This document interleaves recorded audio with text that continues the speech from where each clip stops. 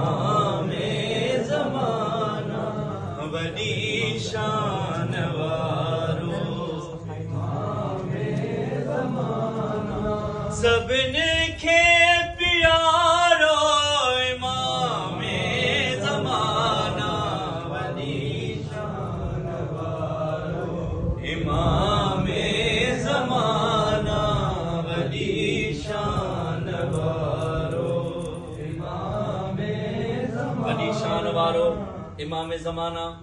सभिनि खे प्यारो इमाम ज़माना केर इमाम ज़माना सरकार जो फरमान मौला फरमाइनि था जॾहिं का दुख का तकलीफ का परेशानी का टेंशन का मुसीबत का भला अगर करीब अचे कंहिंखे न ॿुधाइजां दुनियावी शख्स कंहिंखे ॿुधाईंदे वो तो ता खिलंदो मौला फरमाइनि था मूंखे ॿुधा आऊं तुंहिंजी हल कंदुमि शायर जॾहिं या रवायत पढ़ी या हदीस पढ़ी सरकार जी त शायर छा ख़ूबसूरत लिखिया शायर फरमाए थो तूं आमद लवने जे दुआऊं कंदो कर तूं आमद लवने जे दुआऊं कंदो कर दुखण में सहारो इमाम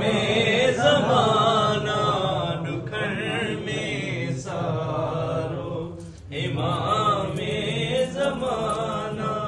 वॾी शान वारो अगली मिसरा पढ़ण जे लाइ हिकिड़ो मिसाल ॾींदो वञा ताकि मिसरा ज़हननि ताईं पहुची वञे तुंहिंजे मुंहिंजे ज़माने जे इमाम जी शान छा आहे इन मिसरा त वाज़ह थींदी पर हिकिड़े मिसाल जे ज़रिए सम्झायां मुझे शाज़ेब भाई का सवाल है शाज़ेब भाई ही दरियूं तव्हां छो विछायूं शाज़ेब भाई जवाब ॾींदो भाई इन जे करे त मोमिन ईंदा ऐं मौला जो ज़िक्र थींदो त अचो अल्लाह जी पाक बारगाह में ॿई हथ ॿधी करे अल्लाह खे गुज़ारिश कयूं अल्लाह साईं ही ज़मीन जी दरी तो छो विछाई अल्लाह हदीस कुदसी में फरमाए थो ही कायनात मूं मोहम्मद जे इश्क में ख़ल्क़ कई है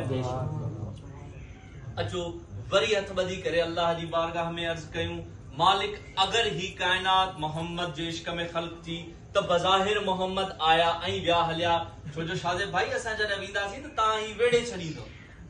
विछायल कोन हूंदियूं असां वेंदासीं त ही वेड़े छो जंहिंजे लाइ विछायूं उहो आया ऐं उहे विया हलिया त अल्लाह साईं जी छा जवाब ईंदी अल्लाह सी फरमाए थो ही कायनात बाक़ी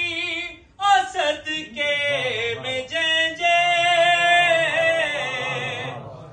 कायनात बाकी असद के में जंहिंजे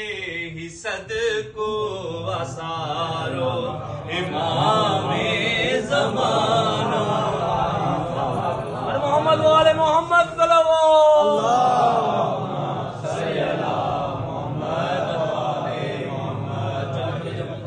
हिकिड़ो नंढड़ो मिसाल ॾेई अञा अगली मिसरा पढ़ां पोयुनि क़ौमुनि ते जॾहिं गौर कंदासीं हिकिड़ो गुनाह अगर क़ौम कंदी ही सॼी क़ौम तबाह हिकिड़ो गुनाह अगर हिकिड़ी क़ौम जो को माण्हू करे या क़ौम करे हिकिड़ो गुनाह करे सॼी क़ौम तबाह अॼु असां पंहिंजे मुआशिरे में ॾिसूं कहिड़ा कहिड़ा गुनाह थियनि पिया आज़ाब छो नथो अचे असांजे मथां इमाम फरमाइनि था शियो मुंहिंजा चाहण वारो मुंहिंजा नाम लेवो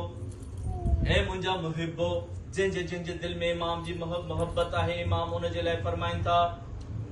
अगर असां दरमियान मां हटी वञूं त कायनात जूं बलाऊं तव्हांखे नीस्तो नाबूद करे छॾी यानी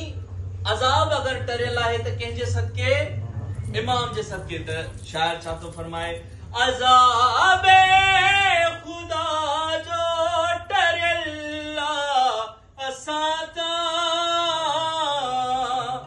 अज़ाब खुदा जो टरियल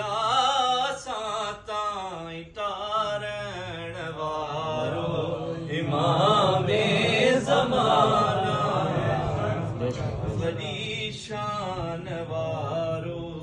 इमाम ज़माना वैसे त काफ़ी मिसराऊं आहिनि बस आखिरी मिसरा तव्हां सभिनी जे ऐं मुंहिंजे दिल जी तमन्ना हिन मिसरा में सभिनी जे तरफ़ खां पंहिंजे मौला खे हिकिड़ी गुज़ारिश कहिड़ी गुज़ारिश अचो हाणे आका ही दिल थी पुकारे अचो हाणे आका पुकारे नाहे को ब्योचारो इमामे ज़माना।